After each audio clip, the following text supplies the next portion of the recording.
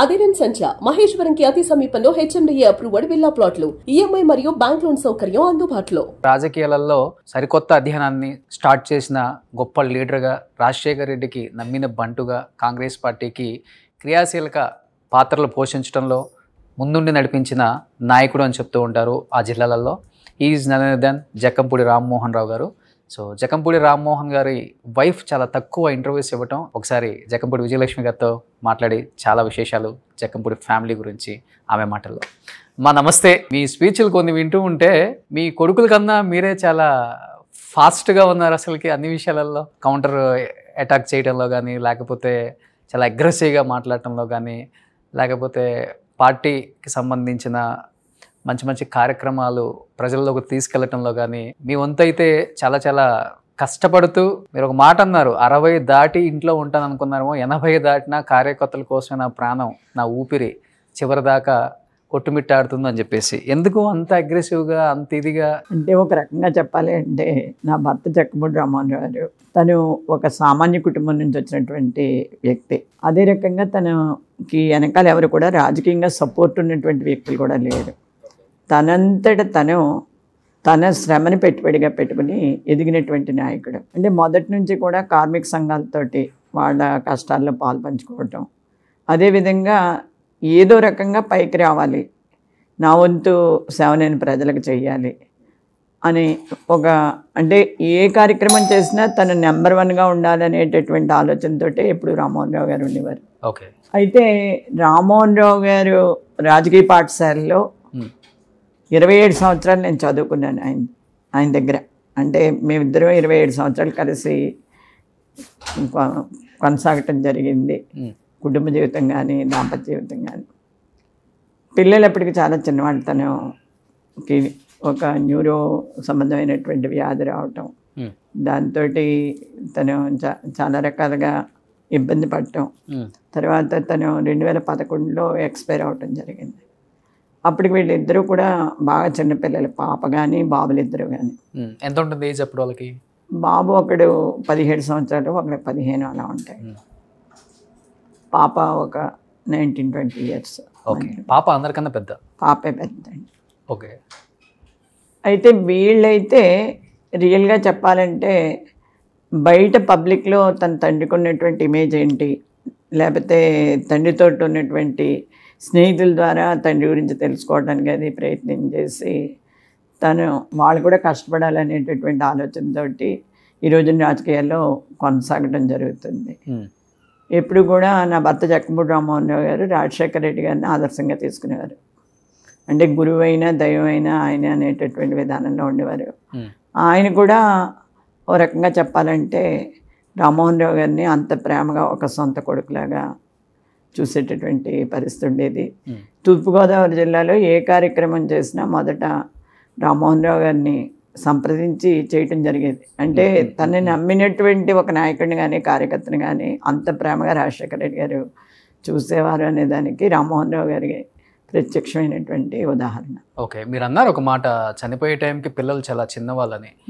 ముఖ్యంగా రాజకీయ నాయకులు పిల్లలు ఎదిగేటప్పుడే, అంటే తండ్రి తల్లి అందరూ సరిగా ఉండి పవర్లో ఉన్నప్పుడే కొంతమంది తప్పులు చేసే అవకాశాలు కూడా ఉన్నాయి. చాలామందిని చూసాం కూడా. కొంతమంది పిల్లలు జైలుకి వెళ్ళిన కథనాలు చూసాము. కొంతమంది పిల్లలు వ్యసనాలు అలవాటు పడి వాళ్ళు ఇబ్బందులు పడిన క్షణాలు చూసాము. అన్నీ చూస్తూనే వచ్చాం. ఇన్ని పర్యాయాలు ఎమ్మెల్యేగా చేశారు, మంత్రిగా చేశారు. ఉభయ గోదావరి జిల్లాల్లో కాదు, చెప్పాలంటే ఆంధ్రాలోనే జక్కంపూడి రామ్మోహన్ అంటే ఒక బ్రాండ్. ఆ ఇమేజ్ని ఆయన క్రియేట్ చేసుకోవడానికి కొన్ని సంవత్సరాల కష్టం ఉంది. కానీ ఆయన చనిపోయిన తర్వాత ఒక్కసారిగా మీకు డబ్బు ఉండొచ్చు, లేకపోతే పదవి ఏదైనా ఇస్తామని కూడా అనుండొచ్చు, కానీ పిల్లల్ని పెంచే దానిలో భయం అనిపించలేదా మీకు నిజంగా? సొసైటీ ఏమనుకుంటుందో, వీళ్ళు చెడ్డదారి తప్పితే, లేకపోతే ఏదైనా తెలియని తప్పులు చేస్తే ఎట్లా? అంటే నేను ఒకటే చెప్తానండి, ఎవరు అడిగినాను. నేనైతే ఒక స్టోరీ ఆదర్శంగా తీసుకుని ముందుకెళ్ళాను. రామ్మోహన్ రావు గారిని కూడా చాలామంది రౌడీ అని, గుండా అని చెప్పేసి అంటూ ఉండేవారు. అంటే నేను రామ్మోహన్ రావు గారితో 27 ఇయర్స్ ఆయనతోటి కాపురం చేసిన కాలంలో అనేక రకాలైనటువంటి ఇబ్బందులు చవి చూశాను. ఎందుకంటే ఆయన ఉంటే జైల్లో ఉండేవాడు, ఓకే, లేకపోతే ఉద్యమాల్లో ఉండేవారు. అంతే తప్ప ఇంట్లో ఉండడం చాలా తక్కువ. ఇంట్లో ఉండేది తక్కువ. అలా అని చెప్పి కుటుంబాన్ని మాత్రం ఎప్పుడు నెగ్లెక్ట్ చేసేవారు కాదు. కుటుంబాన్ని ప్రాణంగా చూసుకునేవారు. అదే రకంగా సేమ్ ఎట్ ద టైమ్ రాజకీయాలను కూడా తను ఒక మెట్టు ఎక్కాలి, మనం ఆ మెట్టు ఎక్కడం ద్వారా వేల మందికి సాయం చేయాలి అనేటటువంటి ఆలోచనతో వెళ్ళారు. అందు గురించి ఆయన మీద తప్పుడు కేసులు చాలా పెట్టిన ప్రభుత్వం, ఆ రోజున తెలుగుదేశం ప్రభుత్వం ఉంది, నిరంకుశత్వ వైఖరితోటి నెంబర్ ఆఫ్ కేసులు పెట్టి చివరికి మర్డర్ కేసు కూడా పెట్టి నడి రోడ్డు మీద బేడీలు వేసి నడిపించారు. ఆ రోజునే జనం కన్ఫర్మ్ అయ్యారు రామ్మోహన్ రావు గారి కంటే ఈ నాయకుడు ఖచ్చితంగా ఎమ్మెల్యే అవుతాడు, మనకు ఉపయోగపడతాడు అనేటటువంటి దృక్పథం ఆ రోజున వాళ్ళకి వచ్చింది. ఈ రాజకీయాల్లో సహజం, మనం ఎంత మంచి చేసినా మన ప్రత్యర్థి అన్నవాడు ఖచ్చితంగా మన మీద ఏదో రకంగా దుమ్ము వెయ్యాలనేటటువంటి ఆలోచన, బురద చల్లాలనేటటువంటి ఆలోచనతో ఉండటం సహజం. అందు గురించి తప్పు చేయరు అనేటటువంటి నమ్మకం ఉంది కాబట్టి నేను ధైర్యంగా ముందుకెళ్ళగలిగాను.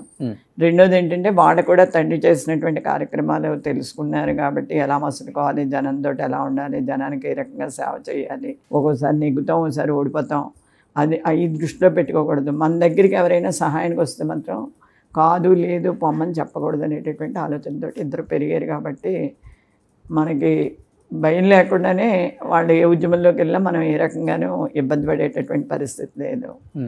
అంటే నేనైతే ఒకటే చెప్తాను, ఏ మీటింగ్లో చెప్పినాను, ఇవాళ రౌడీజం చేస్తున్నారు, లేకపోతే జక్కముడి ఫ్యామిలీ గుండాయిజం చేస్తున్నారు, ఇలా రకరకాల మాటలు మాట్లాడేవాళ్ళు ఉంటారు. మా హస్బెండ్ ఒక స్టోరీ చెప్పేవారు.